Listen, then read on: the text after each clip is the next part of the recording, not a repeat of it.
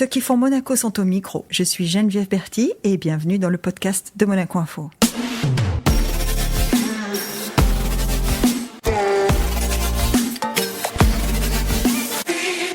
Notre invitée du jour est une comédienne passionnée, libre, que l'on retrouve aussi bien au cinéma qu'à la télévision. Habituée du Festival de télévision de Monte-Carlo, elle revient cette année en tant que membre du jury fiction. Bonjour Frédéric Bell. Bonjour, merci de votre accueil. Je dis, elle revient comme membre du jury fiction. Alors ça, c'est une nouvelle facette encore à la fiction, parce que moi, Voilà, la minute blonde, ça a été le jour où où je vous ai découverte dans la minute blonde. Je me suis dit, ah là quand même, est-ce que c'était une aventure compliquée? Parce qu'on dit toujours que faire de l'humour. La blonde a été ma création avec Marc Gibaja, mon auteur à l'époque. Et en fait, j'avais déjà fait des projets similaires, mais qui étaient considérés comme trop chers, etc. Donc je suis allée vers vraiment le minimalisme. Et je pensais vraiment que le fond blanc coûterait rien et que la vitesse en carton, ce sera le prix d'une photocopie. Et donc on est parti vers le dénuement le plus le plus absolu. Et en même temps, si vous regardez les magasins de luxe, par exemple, quand vous rentrez dans un grand magasin de luxe, vous avez une chaussure tous les 4 mètres sur des plots.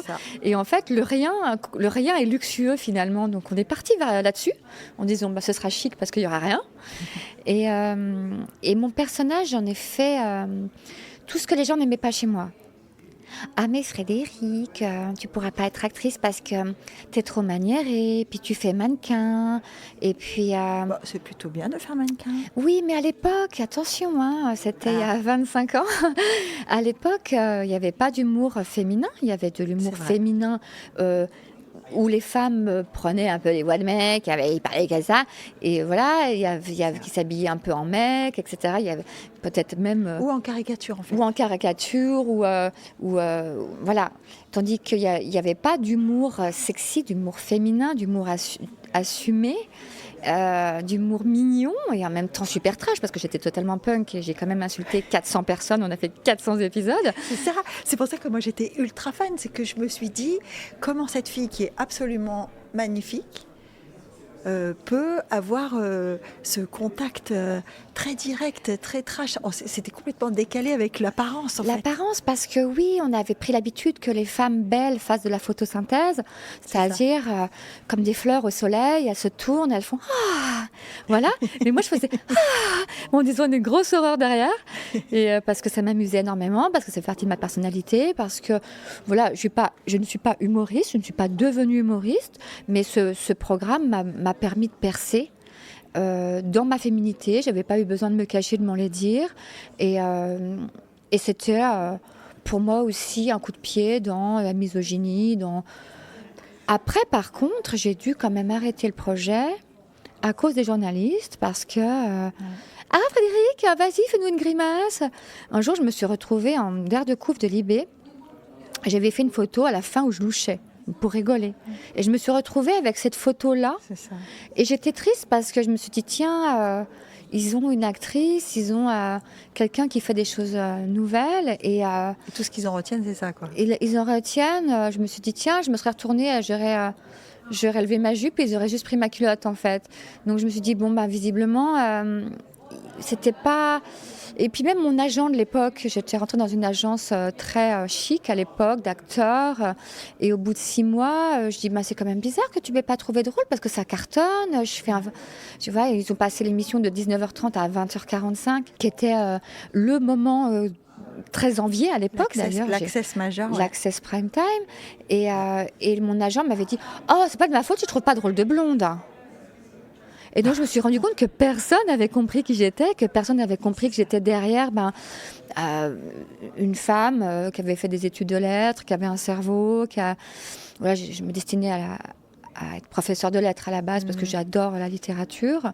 Et voilà, le cinéma, pour moi, c'est une forme de littérature en images. Donc, j'étais dans cette logique-là de faire des belles histoires. Moi, à la base, j'étais pas spécialement destinée à être actrice. Moi, je faisais mes études et je fais du mannequinat, j'ai fait du nu beaucoup. J'étais mannequin corps. On était 3 à Paris à se partager. Avec succès d'ailleurs, hein, parce que vous avez travaillé pour les plus grands en mannequin corps. Hein. Bien sûr, ouais, j'ai fait les plus belles marques. J'ai fait du Guerlain, j'ai fait des Chanel pour les os aussi, Volvic et tout ça. Mais en fait, à chaque fois que je postulais pour une pub télé, on me disait « Oh, mais Frédéric, mais la caméra t'adore !» Je dis, la caméra m'adore. Ouais. C'est-à-dire, moi j'adore la caméra, donc la caméra m'adore peut-être. Ah non, mais c'est pas donné à tout le monde. Tu sais, t'as une peau incroyable, tu prends la lumière, puis ta façon de bouger, t'as une façon de bouger tellement naturelle, puis t'es tellement généreuse de ta façon dont tu parles, etc. C'est tellement sincère et tout. Je dis, je sais pas, je peux pas être autrement, donc ok, je sais pas. Enfin, j'avais l'impression d'avoir marché sur la lune, alors qu'en fait, non, j'étais juste moi. Et je me suis dit, voilà, moi je suis très spirituelle et donc je regarde les petits cailloux blancs que la vie m'a mis sur le chemin et je vais dans les évidences. Donc visiblement, c'était une évidence pour tout le monde que j'étais une bonne actrice. Voilà, donc j'ai fait 43 publicités en 2 ans en arrivant à Paris. Ce qui est quand même une très très belle, un très très beau début de carrière. Bah oui, surtout quand on est fauché. On mangeait pas tous les jours avec mon copain. On habitait dans un 18 mètres carrés dans les toits de la place Vendôme. Je veux dire, on mangeait pas de la viande tous les jours. Hein. Ouais. Et donc, chérie, j'ai eu un casting. Ah bah tiens, j'ai eu un autre casting. Bah tiens, j'ai eu un autre casting. Et je commençais à faire carrément les concurrents. Je faisais Wanadoo et Yahoo, je me souviens, en même temps. Mais c'est vous qui avez fait. Non, elle a les cheveux frisés, c'est pas moi. Évidemment, je faisais tout ce que je pouvais faire parce que j'avais faim, tout simplement. Et donc, Jean-Pierre Jeunet, qui cherchait une poupée Barbie pour EDF. Il a mis 3 mois à la chercher. Je suis arrivée en poupée Barbie. Il s'est dit, c'est un miracle. En fait, je suis arrivée, j'ai enlevé le trench et j'étais en tenue de Barbie. Parce que je savais très bien que je n'avais pas exactement le même profil que Barbie. Il y avait des filles qui attendaient, qui étaient beaucoup plus belles que moi. Mais moi, j'avais ce truc-là. Et elle me dit, mais tu peux me parler normalement ? Non. tu me prends pour un con ? Un peu. Laisse tomber, elle est tarée. Et donc voilà, et après j'ai fait toute la Bouygues avec Étienne Châtillez. Yvan Attal pour Darty, toutes les Fées Myrlène avec Philippe Lioré. Donc nous, en tant que spectateur, on ne sait pas que c'est des grands réalisateurs qui font ces publicités-là, mais en fait, il y a une vraie exigence, c'est de la vraie performance. C'est de la vraie performance, il y a du vrai argent, parce qu'il y a des pubs qui ont coûté plusieurs millions, et donc avec un vrai challenge. Donc moi, j'allais draguer les clients, parce que des fois, le réalisateur, il m'empêchait de faire ce que je voulais, donc j'allais voir les clients. Non, ce serait vachement plus drôle si je faisais ça. Et puis voilà, et puis à chaque fois que j'arrivais en casting, j'éclatais le mood board, quoi. C'est à chaque fois, non, Frédéric, tu peux le faire normal parce que sinon on te mettra pas dans la cassette. Non. En fait, je sais pas faire normal, en fait. Je le fais comme je le sens. C'est pas grave, ne mets pas dans la cassette. Donc à chaque fois, il y a le client qui arrivait, il disait, bon voilà, regardez la cassette, où vous avez 200 filles qui disent la même phrase. C'est la vie avec Myrlène. Et puis, on a un cas social. Hein. On vous la montre, mais vraiment, elle a vomi dans le yaourt. On ne veut vraiment pas ça à l'écran, hein, vraiment. Et donc, à chaque fois, il montrait ma tape et le client était mort de rire. Il disait, je veux ça. Parce que j'arrivais toujours à le faire de façon assez subtile, que ce soit jamais vulgaire. Je me moquais du produit tout le temps en le mettant en valeur. Bref, j'avais une petite technique et je faisais des strikes à chaque fois. Ouais. Est-ce que ça a été pareil quand vous avez commencé à avoir des propositions de rôle, parce que si on regarde quand même, il y a les poupées russes, il y a Deuxième Vie. C'est pas de l'humour. Non, c'est surtout que tu arrives à Paris, la caméra t'adore, bon, ok. Toi, tu l'aimes bien, donc tout va donc bien. Tu te dis, ok, bon, la caméra m'adore. Quand tu as tout le monde qui te dit ça, c'est quand même chouette, quoi. Après, tu te dis, waouh, tous les castings que je faisais, je les avais. C'est-à-dire que je ne pouvais pas me positionner dans un casting sans l'avoir. C'est-à-dire que j'étais... C'est quand même luxueux, ça. Hein. Ah oui, mais j'arrivais à un stade, j'avais presque pris le melon de publicité en disant non, mais moi, je veux que le comédien choisi, il me donne la réplique, tu vois, parce que je veux vivre le truc en temps réel et tout. Et du coup, j'ai commencé à avoir des exigences parce que voilà, je tenais à mon métier, je voulais le faire bien. Et puis non, derrière, les portes se sont vite refermées parce que mais t'es la fille de qui ? Mais qui t'envoie ?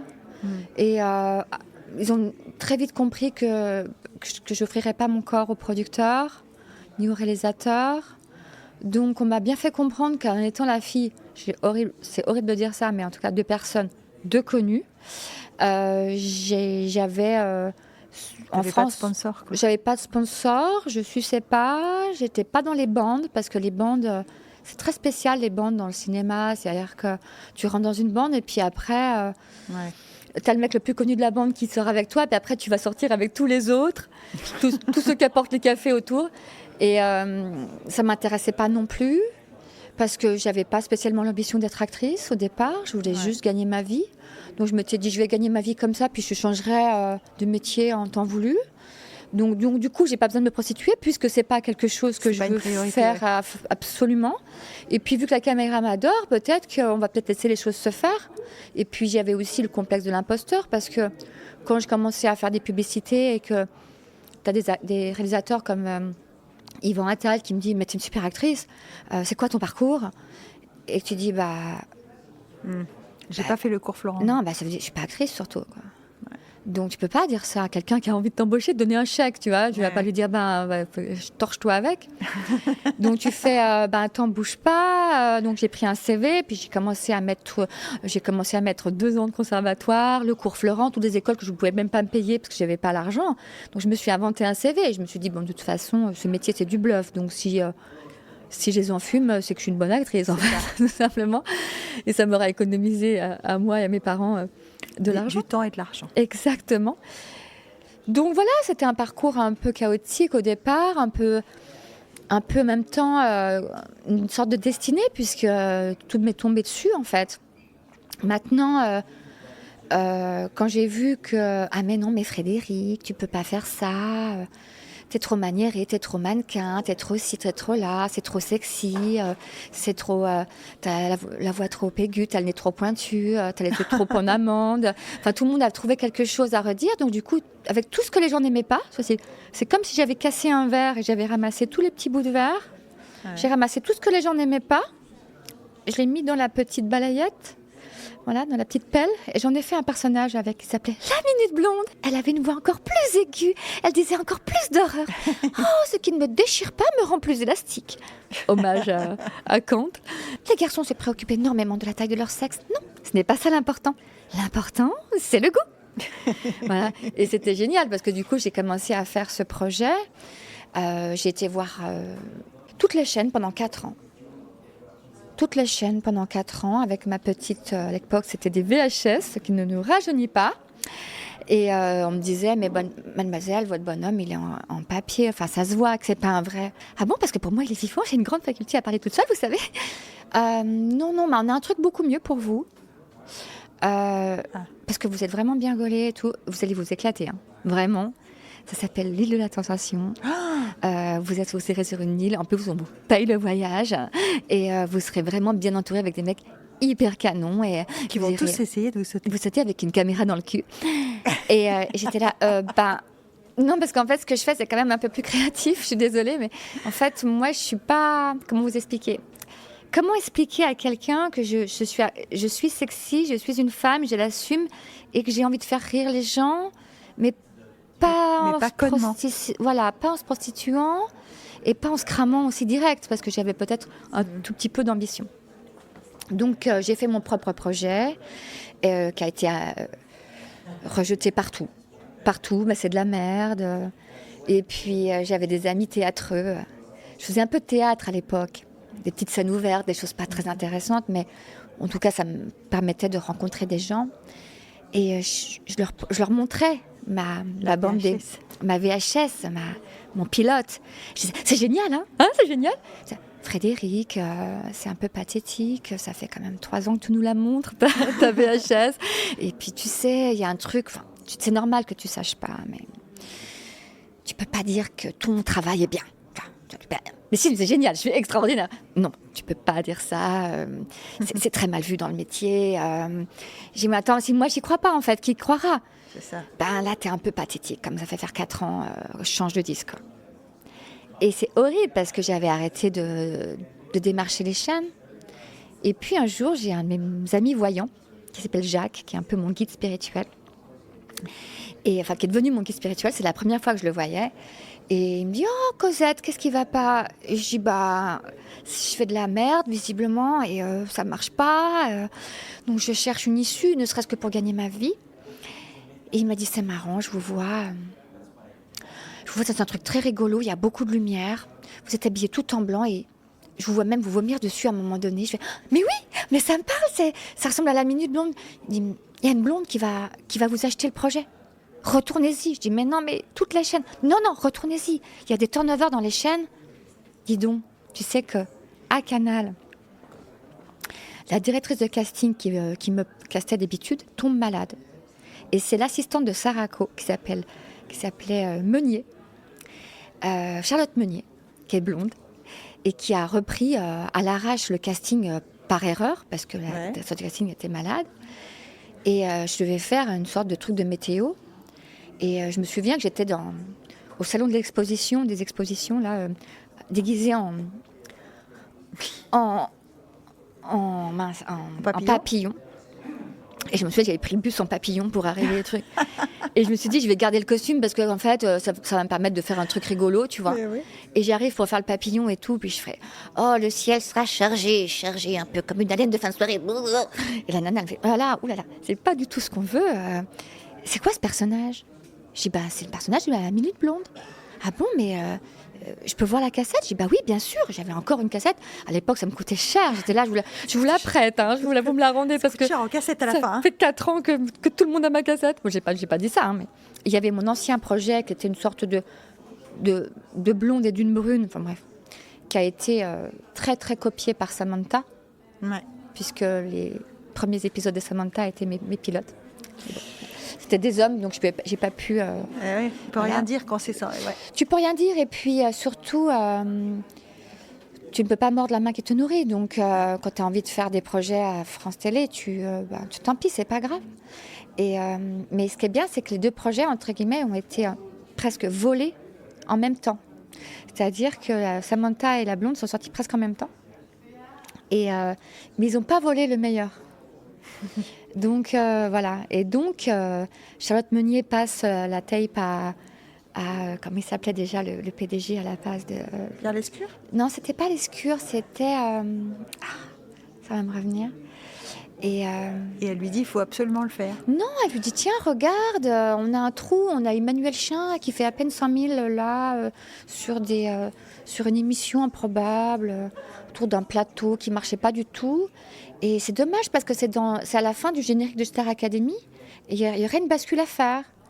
Et puis là, en fait, ça va me revenir le nom de du directeur de Canal à ce moment-là. Ça va me revenir. Et il lui dit...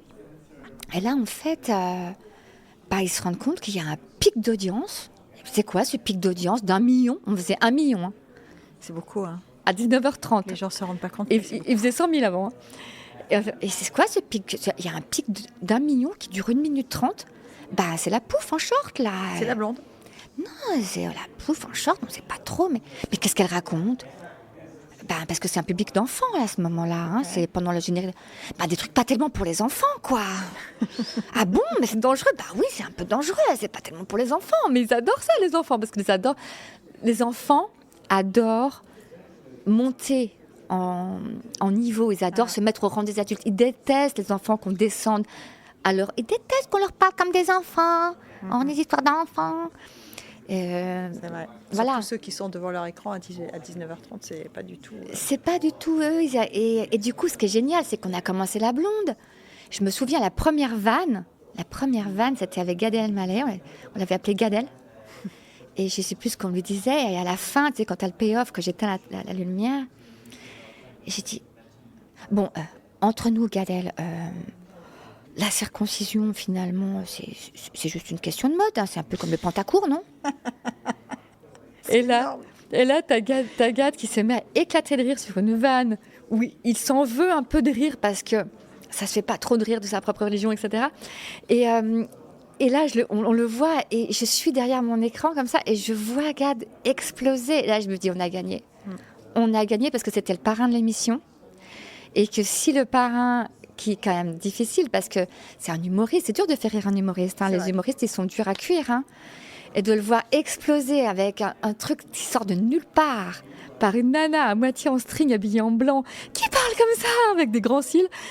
On s'est dit, waouh, il s'est passé quelque chose. Bah oui. Et d'ailleurs, il s'est passé quelque chose, parce que la Minute Blonde, ça a marqué toute la génération de ceux qui l'ont vu arriver et qui se sont...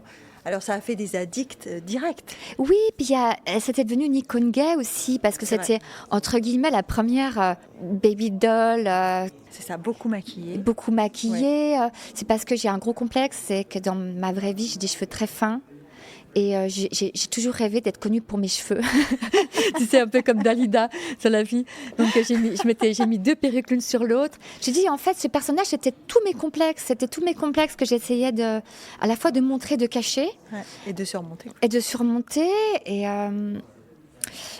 ça a été un truc assez original. Il y a beaucoup de gens qui se sont engouffrés dans cette brèche plus tard. Et puis, j'ai dû arrêter à cause des journalistes. Le public avait compris. Le public avait compris que j'étais une femme sensée qui jouait la débile.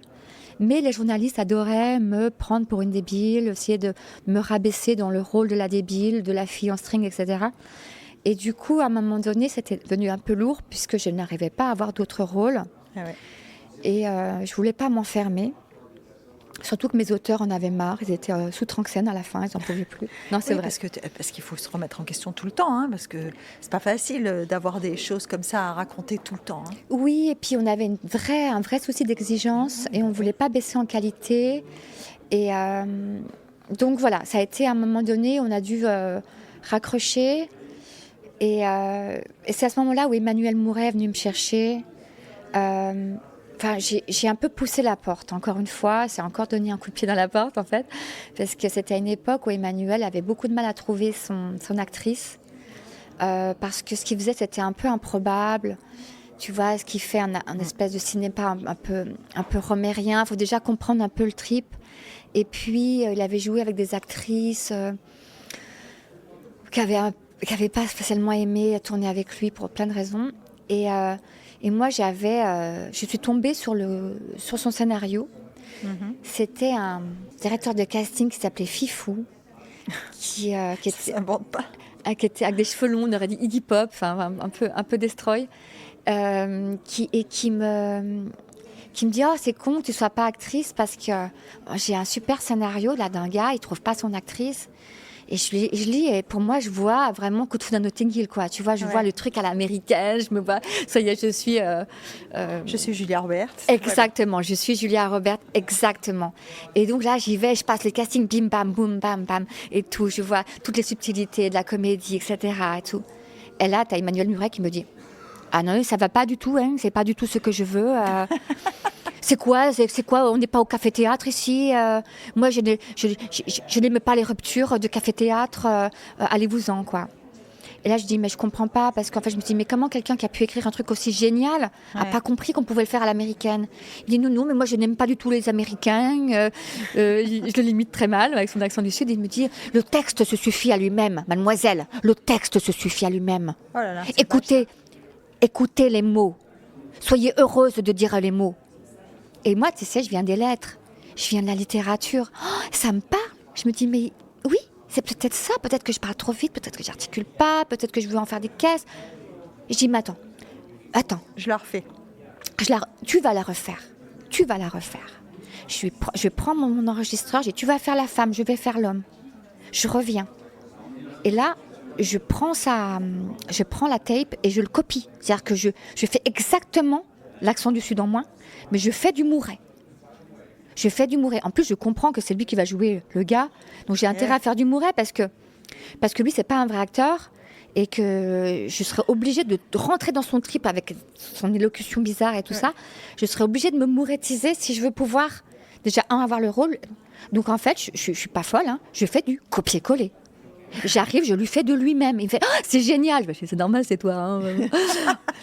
Et il me dit, c'est génial, c'est exactement ce que je veux, le texte, ça suffit, très bien. Donc là, en fait, on se met à répéter tout le scénario ensemble, un mois avant. même 2 mois avant. Enfin bref. Et là, il vient chez moi. J'ai un tout petit appartement à Paris. Moi, j'adore vivre par terre. Donc, je suis là avec les coussins, machin, avec les chaussettes. Je lui fais des crêpes. Il vient de Marseille pour répéter avec moi. Et puis, à un moment donné, je me rends compte qu'on s'ennuie un peu parce qu'il a une élocution très lente. Et là, je me dis, je ne pourrais pas tenir longtemps à l'imiter. Tu vois, mon naturel va revenir. Et je lui dis, écoute, moi, je trouve que c'est formidable, mais est-ce qu'on ne pourrait pas aller un peu plus vite ? J'ai peur que les gens s'ennuient et tout. Il me dit, ah bon ? Je dis, ouais. Donc, tu vois, je l'ai un peu bellisé, tu vois. Donc, je me suis mourettisée, 1. 2, je l'ai un peu bellisé. Et puis après, j'ai essayé de mettre des vannes. Je m'essayais de mettre des vannes un peu au chausse-pied, tu vois. À un moment donné, il y a une scène où il y a le poster. Il y a un poster d'une femme un peu nue. Puis, il regarde le poster un peu nu, il est un peu gêné. Et là, j'ai une vanne, puis je fais, bah oui, vous aimez le poster ? Oui, c'est ma mère. Et c'est en gros, le mec, il monte sur sa mère, quoi. Se décompose. Et en fait, il fait, ah non, je peux pas mettre cette vanne et tout. Donc, il revient pour refaire des... Puis, elle était géniale ta vanne la dernière fois. Le coup de c'est ta mère, j'ai adoré ta vanne. Ah ouais, tout. Ah, ça marche trop bien. Je l'ai essayé sur des gens, ça marche. Ah bon ? Et du coup, je mettais mes vannes au chausse-pied, comme ça, tout doucement. Donc, je commençais à remettre un peu le rythme et tout ça. Et ce qui a fait que ça a été un peu une œuvre un peu commune, où je lui ai redonné confiance en tant qu'acteur. Ouais. Et il m'a donné confiance en tant qu'actrice, parce que je ne savais même pas que j'étais actrice à ce moment-là. Et on a fait changement d'adresse, qui a bien porté son nom, puisque ça m'a vraiment fait changer d'adresse. Et au Festival de Cannes, on l'a porté à la Caserne des réalisateurs. Et puis, j'étais dans la salle, j'étais très mal à l'aise. Je me suis dit, si c'est nul, j'arrête ce métier. Si c'est bien, je continue. Et moi, sortant de la Minute Blonde, j'avais l'impression de faire un cinéma d'auteur. Puis les vannes, on les avait tellement répétées que tu te souviens plus qu'elles sont drôles, les vannes, finalement, tu vois. Et donc, on arrive dans la salle, les gens commencent à rigoler. Et là, franchement, je le regarde, je suis mal à l'aise, vraiment malheureuse. Et je lui dis, tu vois, les gens se moquent, c'est horrible. Je lui dis, viens, on va boire, viens. Je l'emmène, on va sur le toit, on se boit du whisky, voilà, au goulot, tu vois, vraiment. Voilà, et on redescend, on ne veut pas voir ce qui se passe dans la salle tellement que j'ai mal au cœur. Et puis on arrive dans la salle, standing ovation, le ministre de la Culture debout en train d'applaudir. Et en fait, écoute, ça a été le film le plus qui a lancé Emmanuelle Mouret, parce que c'est là qu'on a fait vraiment les meilleurs scores. Et puis voilà, la presse a été unanime, une actrice était née. Voilà, et Star is born, on dit. Et en fait, il se moquait pas, il riait, juste parce que le film était drôle. Après, quand on tourne des films comme Camping, on se retrouve dans des situations où on sait que ça va être drôle, que c'est voulu pour être drôle. Est-ce que ça change le prisme ? Le prisme, c'est surtout que Camping, j'étais un peu une pièce rapportée, tandis que là, j'étais l'actrice principale. C'est pas le même rang, oui. Et c'est pas parce que quand tu es l'actrice principale et que tu es le personnage féminin du film, tu portes. Donc le film, s'il est réussi, c'est grâce à toi, et s'il est raté, c'est à cause de toi. Donc, tu dois porter. Et donc, c'était pas du tout le même enjeu. Et j'ai fait 5 films avec lui derrière, où j'ai appris mon métier, j'ai appris les déplacements, j'ai appris... et on s'est beaucoup donné avec Emmanuel, vraiment beaucoup. Est-ce qu'il est conscient que ça a été une éclosion presque à 2 ? Oui, après... La conscience se fait pas vraiment, puisque on est dans un univers très masculin. C'était il y a 25 ans, hein. Non, il y a 20 ans à peu près, ouais. Néanmoins, c'était quand même très masculin. C'était quand même très masculin, donc on s'appropriait les choses. Moi, je m'en foutais. Moi, je voulais juste faire du cinéma. Je m'en foutais d'être payée ou pas payée. Dans Changement d'adresse, tout le décor, c'est moi qui l'ai amené. J'ai amené des pierres, des chaussettes. Il me dit surtout pas de couleur, surtout pas de motif. Pas de motif. Et tu regardes, Changement d'adresse, c'est que des motifs. Parce qu'en fait, à chaque fois, j'y suis allée au chausse-pied en disant mais non, c'est pas vraiment des motifs. Regarde, c'est pas du tout les mêmes couleurs que le fond. C'est qu'au final, j'ai totalement apporté ma patte. Et ça a été un très très bel échange. Et puis surtout avec Emmanuelle Mouret, c'était plan-séquence. C'est que j'ai compris ce que c'était qu'un plan-séquence à la Woody Allen, ce qu'il appelle du walk and talk. Ouais. C'est-à-dire que les films d'Emmanuelle Mouret sont très verbeux. t'as intérêt à marcher, à faire des choses, etc. Se déplacer, ouais. À animer les déplacements, beaucoup de plans à deux, où il faut pas non plus avoir des profils perdus, savoir se regarder sans se regarder, avoir gardé le naturel. Enfin, c'était vraiment une belle école. Et ça m'a emmenée vers d'autres projets plus populaires, Mais ce qui était fou, c'était à chaque fois... Ah, mais Frédéric, tu as fait pouf de télé et jamais tu ferais du cinéma d'auteur. Ah non, mais là, tu fais du cinéma d'auteur, plus jamais tu feras de comédie populaire. Hein. Ah non, mais là, tu fais la comédie populaire, mais alors plus jamais tu feras de série. Ah non, mais tu fais des séries, mais des séries, ouais, drôles. Ah ouais, t'as fait un thriller. Bah, tu feras plus jamais de thriller parce que... Et à chaque fois, tu avais cette espèce d'œil, comme si on me mettait l'œil en me disant, bah là, en fait, tu pourras plus. Puis à chaque fois, si, parce que je me réinvente. Et maintenant, aujourd'hui, encore maintenant, j'ai la carte blanche, je fais ce que je veux. Parce qu'à chaque fois, mes frères, t'es folle de faire ça? Bah ouais, je suis folle de le faire. Parce que j'ai envie de le faire. C'est un peu Apollo 14, hein. Ils ne savaient pas que c'était pas possible, alors ils l'ont fait, quoi. Exactement. Mais c'est encore maintenant parce que cette espèce de carte blanche, elle continue. C'est-à-dire que même la façon dont je joue parfois. Tu vois, dans le film Vilaine, par exemple, on avait le droit qu'à 2 scènes. C'était un des premiers films de Baranès et Mauduit. C'est ça. Et on est en plein milieu d'une scène et je sais que j'ai le droit qu'à 2 prises. Et à un moment, je dois hurler avec des pop-corns dans le bras. Enfin, là, je dois me moquer de Marie-Lou Berry. Je lui arrache ses pop-corns. Et là, en fait, je sais que c'est la dernière scène pour moi parce que j'en ai fait que 2. Enfin, je sais que... Et là, en fait, j'ai décidé de détruire le décor. J'ai pris les pop-corns, j'ai fait... Et il y a ça, les pop-corns ont fait un geyser. Les figurants n'étaient pas du tout au courant qu'il allait se prendre des pop-corns dans la gueule, tout collant. Et tout le monde était là, puis en hurlant pour de vrai, etc. Et je me souviens que le réalisateur, ça a fait... Et il y a eu un gros blanc. Et là, t'as le réalisateur qui fait... T'as pété le décor, je te signale, t'as pété le décor. et je m'en voulais, hein, mais en même temps, putain, la scène qu'on a eue là. Ouais, en même temps, on s'en fout que le décor soit pété c'était bon dès la première. Donc, mais oui, voilà. Mais bon, voilà. Et du coup, ils ont pris évidemment celle où il y avait le geyser, etc. Ça a été un plan formidable. Oui, j'ai détruit le décor, mais je me suis fait engueuler. Mais moi, je ne pense qu'à une chose, c'est au film, à la qualité du film. Je veux que... En fait, si jamais je dois me couper un bras pendant une scène, je dirais, il y a à couper. Tu vois, il est hors de question de dire couper à la place du réalisateur. Ça, j'ai vu des actrices, parce que moi, j'ai une tendance à faire rire les gens. Donc souvent, quand je veux que la scène soit drôle, souvent, par exemple, chez Mouret, comme beaucoup de réalisateurs, on fait des chants contre chants. Donc, quand tu dois faire rire la personne, quand la scène est drôle, moi, je me mets côté caméra, donc je ne suis pas filmée, la caméra est sur l'autre personne, et je me mets le plus près possible de la caméra pour les regards. Et là, je fais des espèces de grimaces, mais pas des grimaces, mais j'en fais un peu des caisses. C'est-à-dire que je suis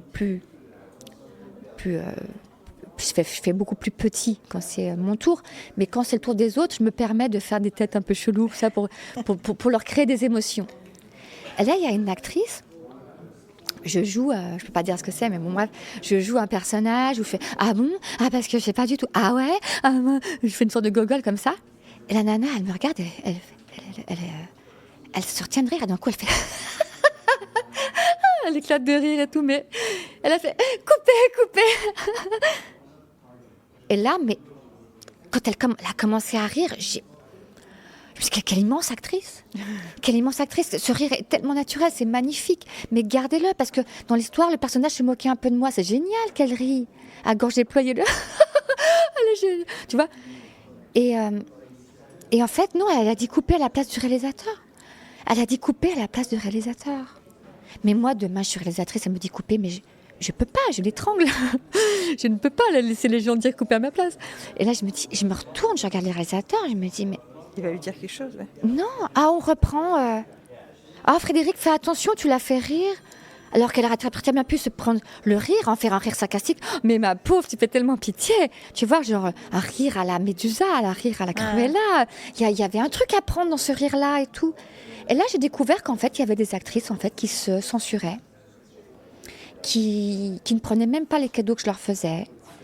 Et je me suis dit, c'est quand même dommage parce que c'est des actrices très connues, très césarisable, tout ça, et qui disent couper à la place du réalisateur. Ouais, c'est pas... Tu vois, et donc je me suis dit, tiens, c'est bizarre, parce que j'ai l'impression d'avoir une exigence que les autres n'ont pas, ou alors on se permet de faire des choses. Et tu vois, par exemple, c'est tout bête, hein, mais mon envie de travailler avec des anglo-saxons, c'est venu de là, parce que je me suis dit, mais jamais Meryl Streep, elle aurait fait ça. Tu vois ce que je veux dire ? Elle aurait pas dit couper à la place du réalisateur, ça c'est sûr. Elle aurait rigolé, elle aurait transformé un rire dans un truc sarcastique, ça aurait été super naturel. C'est-à-dire que pour moi, travailler, c'est prendre le naturel, le transformer, l'utiliser. Il y a jamais d'accident. Tout est utilisable. Ouais, bien sûr. Là, j'ai pété le décor. Je prenais cet exemple d'accident-là, qui n'en était pas un, puisque c'était volontaire. Mais voilà, je veux dire qu'à un moment donné, moi, si tu m'embauches, je vais te péter je vais te péter le scénar. Mon but n'est pas de faire le job. J'ai déjà entendu un réalisateur avec une actrice qui était très mauvaise dans un film. Je suis ah bon, mais comment tu la trouves ? Oh, elle fait le job. Mhm. Mais c'est pas un job, les gars. Non, c'est pas ça. C'était là pour transcender, je veux dire, faire le job. Ah, alors peut-être que faire le job sert d'autres intérêts. Par exemple, quand tu as un acteur égotique qui veut la caméra sur lui, qui veut la vanne, qui veut tout, tu as intérêt d'avoir une petite vache chantage qui te passe bien les plats. Hein. C'est ça. Parce que si jamais tu es plus drôle que lui, ça pique. Hein. Attention, puis si tu fais de l'impro, que tu sors une vanne, il te la pique. À action, il te la pique. Hein. Ça m'est déjà arrivé, ça. Dans ces moments-là, est-ce qu'il y a eu une fois où vous vous êtes dit tout ça, c'est pas pour moi, les gens n'arriveront jamais à me comprendre ? J'avais démissionné d'une série qui s'appelle Domicile adoré. Faut dire aussi que moi, je suis un peu voyante, donc je tire les cartes. J'avais vu le Titanic, j'avais vu qu'à un moment donné, ça allait vraiment couler. Pas marcher, ouais.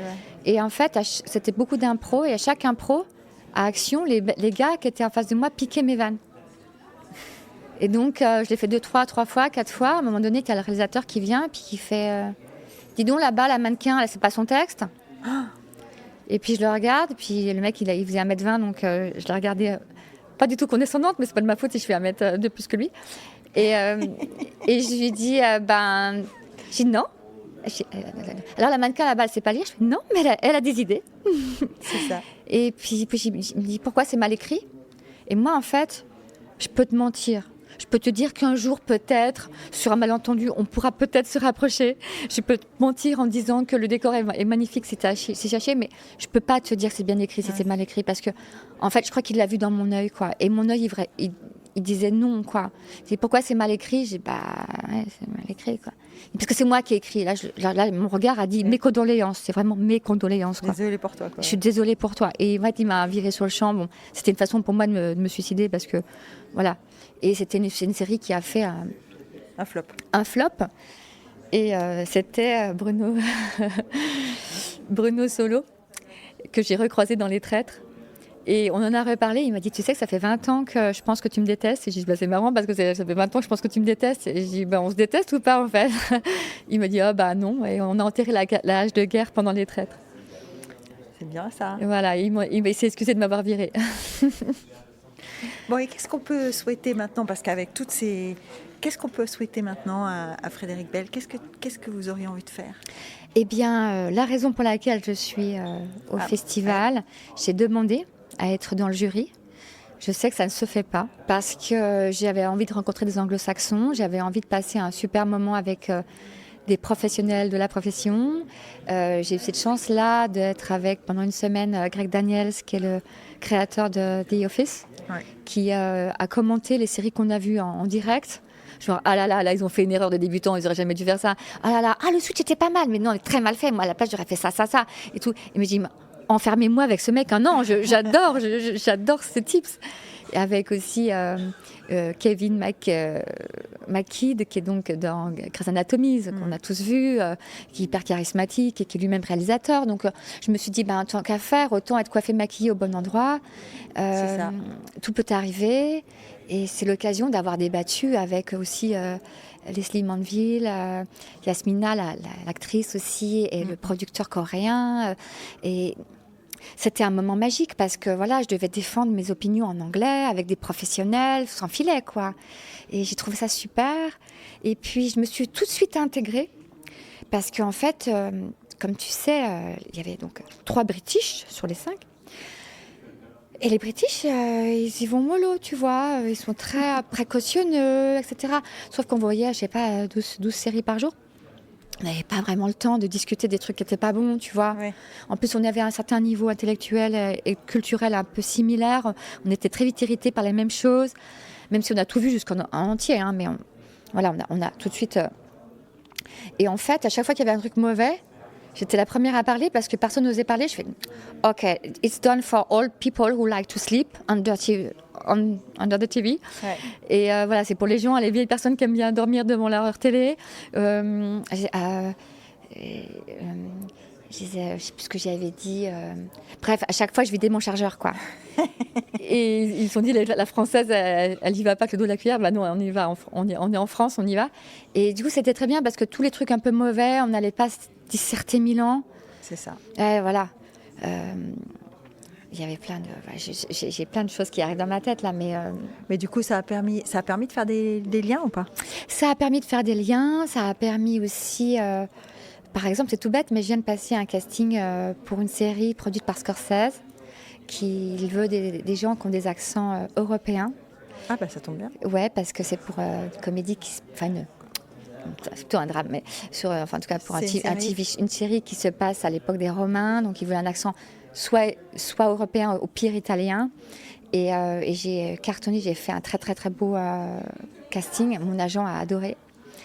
Et ben voilà. Et j'attends la réponse avec impatience. Donc j'ai regardé un peu dans les cartes et j'ai vu qu'ils avaient adoré mon casting, et notamment ma dernière présentation, parce qu'à un moment donné, il fallait accepter d'être nue, parce que c'est l'histoire d'une nana, c'est un peu, elle couche avec les Romains pour sauver les chrétiens, etc. Et donc il fallait accepter d'un moment d'être nue et tout. Et comme tu sais, j'ai été mannequin corps, donc j'ai aucun problème avec la nudité, surtout si le corps est joli. Et donc, je dis pendant ma présentation, Hi, my name is Frederick Bell, I'm a French actress. I'm not ashamed to show my body on camera because I'm just a pure creation of God. Et là, en fait, la blonde est un peu ressortie en moi. Et là, j'ai lâché la couverture et j'étais nue, enfin, en string. Et mon agent, il a été pété de rire. Il m'a dit, OK, tu l'as fait à poil. Je fais, OK, je l'ai fait toute nue. Tant qu'à faire. Et voilà. Et je me suis dit, au moins, ils sauront que je suis d'accord pour montrer mon corps. Et voilà, et je me suis dit, si je ne montre pas mes seins à Scorsese à 50 ans, à qui et quand je les montre, en fait? C'est ça. Et ben, en tout cas, Frédéric Bell, merci. Donc là, vous n'avez plus qu'à croiser les doigts. Ça, on croise les doigts et on manquera absolument pas la première. Voilà. Et puis donc, juste pour mon prochain film sort en octobre, c'est Ducobu 6. Ah oui. Et c'est... Ducobu et les fantômes de Saint-Potache. Et donc c'est un film que je fais tous les 2 ans parce que voilà, je suis la maman de Léonie, qui est donc la belle-mère de Ducobu. Et donc voilà, là cette fois-ci, Elise Moon nous emmène dans le royaume des fantômes, un peu à la Harry Potter. Ouais.